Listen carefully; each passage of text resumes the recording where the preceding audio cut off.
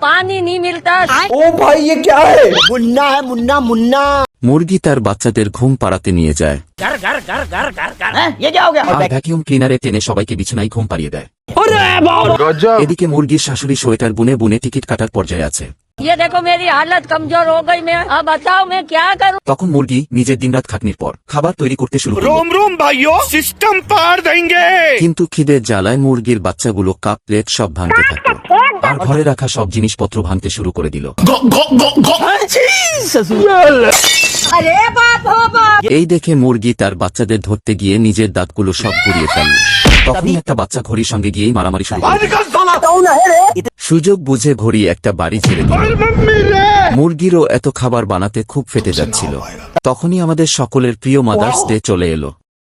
এটা দেখে মুরগির বাচ্চাগুলো তার মাকে একদিনের জন্য খুশি করতে লাগলো।